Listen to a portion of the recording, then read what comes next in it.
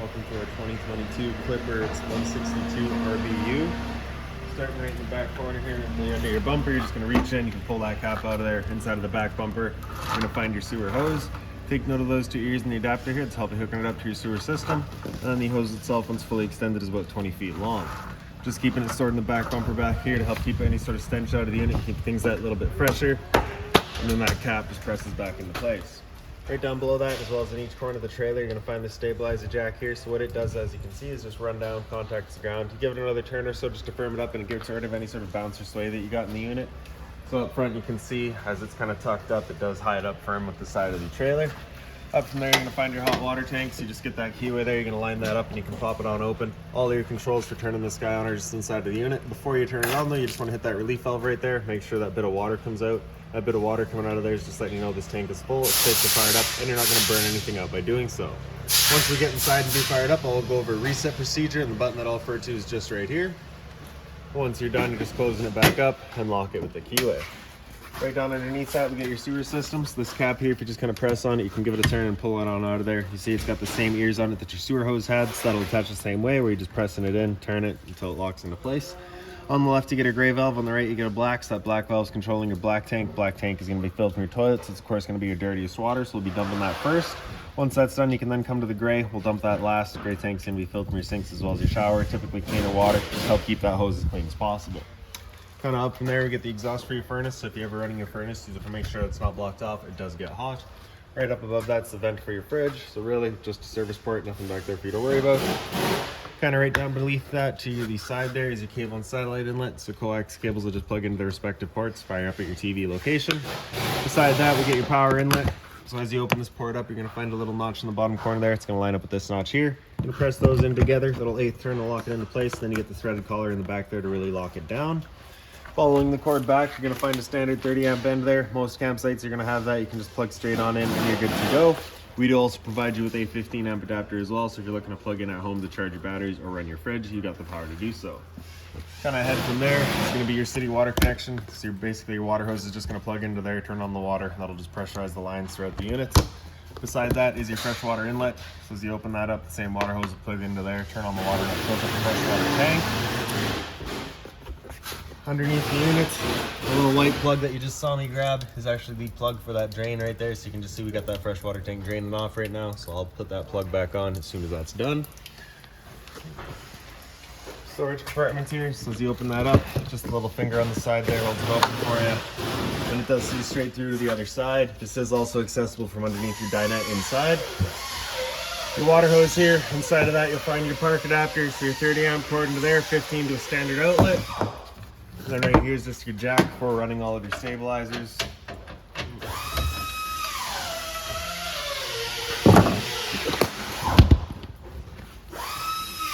And around front of the unit, you get this little black box here. So that's your battery box. Your battery is just housed right inside of there. As long as you're plugged into that short cord in the back or your 7-pin your tow vehicle, that battery is charging for you. Propane tank's right underneath this cover, so you're just going to reach in along that hose, turn to open it up. And if you need to remove this cover, there's just 4 snaps right in the back there. You pull those out and pop it right out of there. On the side of the unit, you get your solar panel plug-in. So just a 2-prong plug into there, charges your batteries. Other end of your storage compartments here.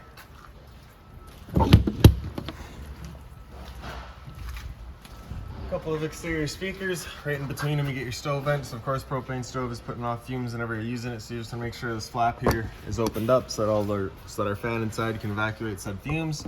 Once you're done, you're going to press it back into place and it kind of clicks. Just prevent any dust from kicking up in there while you're out traveling. See your fire protected outlet. Reset just inside the door. In the back, you get a leash link. So if you got the dog out with you, you can tie him down. And then also right in the back here, you get your low point drains. So you're just going to take that cap there, and just the same way as your water tank works, you just open it up and it drains out the water line. Exterior shower right in the back here. So you'll get a key just like this guy here. You can stick it on into there, open it up. Hot and cold water, standard hose and head. Once you're done, just tucking it around the knobs, tucking it back closed, and lock her back down. Just Spray tire in the center. Straight up from there, you'll see a pre-wire mount for a rear view or observation camera. So I'll make our way inside of the unit. Assist handle up 90 degrees and it falls into place. These handles, if you just pull on them, they're a little bit finicky. So what I find is you just kind of press on it with your thumb and then pull it back. It just opens it up a bit smoother. With the door wide open, it does contact the awning arm, so keep that in mind. If you're going to be running your awning, you want that at about 90 degrees or so. For the steps, you're going to grab that step, pull it straight out, flip that last step over, make our way inside. First things first is right on the left, you get your fire extinguisher, so that's standard. Pull the pinpoint and shoot. Up the wall from there, we got a geofire protected outlet. So test from the left, reset in the center. So this works basically everything down the left side of the unit here. You have one in the back bedroom or bathroom as well. That works everything on the other side of the units. Up from there, we'll get all of your light switches. So kind of center right there is your awning or ceiling light. Beside that on the right side, you get your awning light. Center left is your water pump. So as you turn that on, just turns on your water pump, drawing out of your fresh tank to pressurize your lines. And then on the left side there, you get your water heater. So as you turn that on, you get that little check light up there letting you know the ignition sequence will start. Once that light goes out, the sequence is started. It'll try that 3 times. If after the 3rd try it hasn't fired up, that light's gonna come on and stay on. At that point, you'll go and reset that button that we'd shown you outside.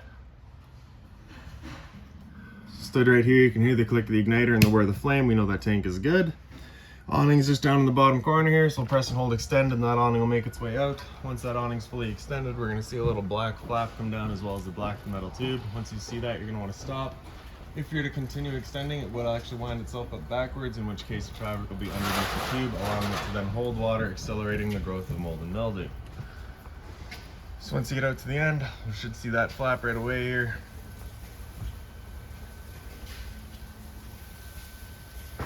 There it is.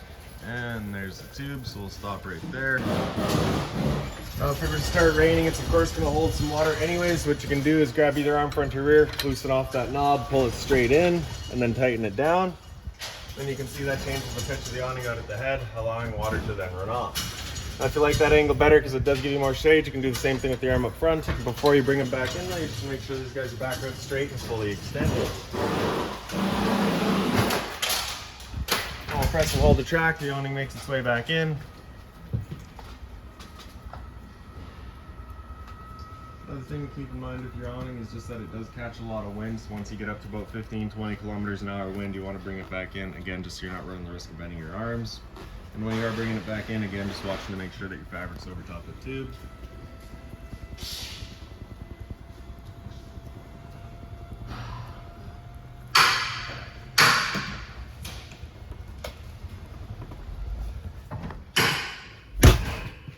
Okay, then right up top we get your monitor system. So battery on the left side there, you can see you're currently C for charging, D would be good, F is fair, L is low. For your fresh tank, as you fill that up, it'll go to 1/3, 2/3 and full. Same idea for your black and your gray. Right up on the ceiling from there, we've got your smoke detector. So you kind of press the test there, and it should go off. There we go. Around the front, this is of course as currently set up as your dinette. You have all of the little cushions there. The dinette table here as well. So the dinette table, basically, pretty simple. You just have your 2 little locks there. Kicks the legs down, locks them into place. Once you're done, just gonna break those locks out of place, fold the legs back in, and bring it out of the way. And actually this closet space right here beside the fridge does have a strap inside of it to store away this dinette table.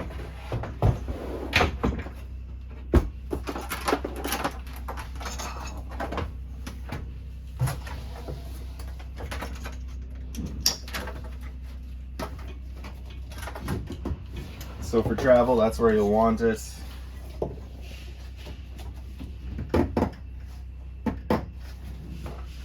Okay. Otherwise it is just open closet space.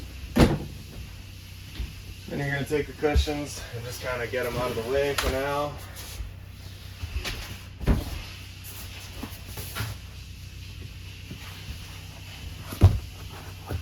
Little travel latch on the top right here. Undo that. And we can bring it down. And there's your bed. On either side of your dinette, you do have the little straps there. So again, for travel, if you just want to make sure that is strapped down. Okay, both sides there. And there's your bed, right?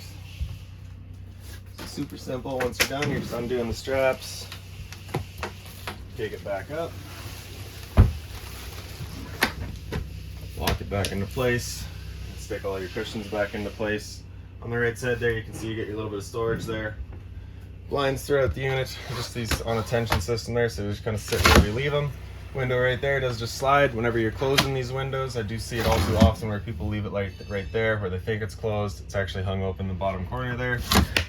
So slam it.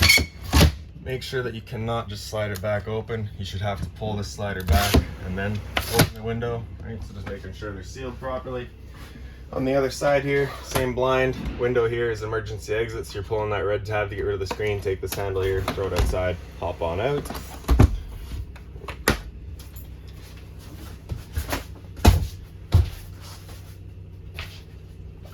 Side there, you can see you get your power outlet. Below that's a USB outlet. Right up above that is a thermostat. So this guy runs just your furnace there. So that slider all the way over to the left, that's it off.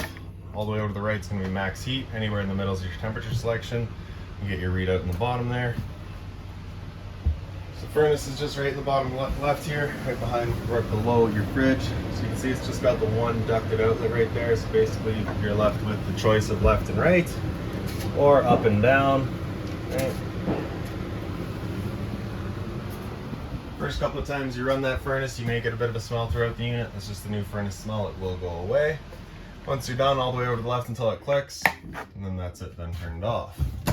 Storage up top, little TV cabinet down below, so you get your power outlet for it. Antenna outlet in the bottom there, turning that antenna on, you hit that button there, you get that green light letting you know it is turned on. Cable and satellite outlet above. AV outlets, which are all connected to the stereo here. Stereo itself, power button there, turn it on. And then you get mode right beside that. So you can hit that to cycle through all your modes. You get auxiliary 1 and 2, and then FM. From FM, if you hit bands, you can get through all your bands, all your different settings. So for turning individual speaker sets on or off, so you can see zone 2 is currently muted. If we press and hold zone 2 there, that'll unmute it. If you press zone 2, that just turns it off. Press zone 1, that'll just turn that off. Just doesn't allow you to control volume anymore, right? If you turn them back on, it allows you to control that volume. And as you can see, we currently got, volume 10 at speaker zone 1 and volume 5 at zone 2, right? So if you turn off zone 2, you can individually control zone 1 while leaving zone 2 at the same volume. Press the power button there and you get into all your settings for it. Press and hold turns it off. Storage down below. Then around the corner we get that same closet we just showed you earlier. Down below that's a little bit more storage. Down again from there is your LP detector. Propane's heavier than air, it'll sit on the floor. That guy detects it, starts going off just like a smoke detector would. To the left of that we get your converter, so that pops on open as you press it top and center. On the left side there you get all of your breakers. Whenever a breaker breaks, it sits in the middle, so you just want to turn it off and then back on to reset it. And on the right side you get all of your fuses. Whenever a fuse pops, you're going to get a little red LED right beside it letting you know exactly which one went. Furnace outlet from the side there. Straight up from there you get a fully automatic Norcold fridge. So basically all you're worried about is it turned on. So you hit the power button there, you get that green light. So just letting you know it is running on AC power right there. If AC power were taken away, it would automatically flip over to gas. If you didn't get any gas, so if it weren't working at all, you just get that little red light there. Fridge down below. Temp selection is kind of just that slider in the back corner there. And your freezer up top. Above our heads you get your air conditioner, so you can see in the back corner here there is a temperature selection knob and it does have heat on it. This unit does not have a heat pump installed, so heat will not work, so you're just typically going to be leaving that in max cool. The knob in front gives you your low fan and then a low fan again. After low fan it'll come into high fan. So fan is of course just moving air around, there's no cooling involved in that. Once you get into low cool, then it'll have the compressor come in with the low fan on all the time. Then you get high cool, it's a high fan all the time with the compressor cutting in and out. And once you're done, just turning that back off. For air control or airflow control, you have little louvers on either end. You can just open or close them. And in the kitchen here, you get storage up top. So you're going to see that little binder there. It's got all of your owner's manuals, any keys, any remotes, anything like that for the unit, you'll find right in there. Right beside that, you get your microwave. It's pretty standard, just like home. Down below that's your range vent, so you get a light as well as a fan. This is that fan that you want turned on with that flap outside opened up, just that we're evacuating our fumes. For the stove, the bifold cover just flips on back, and starting with the back burner, trust me, start with the back burner. fires right up, right? So you do need a lighter. It is not automatically lit. Just turning it over to high, hit it with the lighter, she does fire right up. Turn it off once you're done. Closing it back down. So the sink's right beside that. Your sink cover is made of the same material as your countertops. You can put, you know, something with a little bit of weight on there. Hot and cold water at the sink. Right up above that, you do get a little push button light, little stopper there as well. Bit of storage down below. Just being mindful of your drains and your water lines, of course. And then into the bathroom. So back here, your light switch is right up on the right there. Get storage up in the back here. Hot and cold water at the sink. Another GFI protected outlets. This is the one that's going to run this side of the trailer here. Test, reset. Bit of storage down below. On the left side here, you'll notice that little chemical sample there. So that is just a sample that they provide with the toilet. So after the first few times you use that, you'll take that whole bottle, dump it down there, and that'll just help break down and freshen whatever's in there.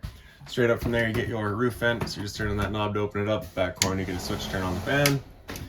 And then in the back corner of the unit, you can find your shower. So that's pretty standard.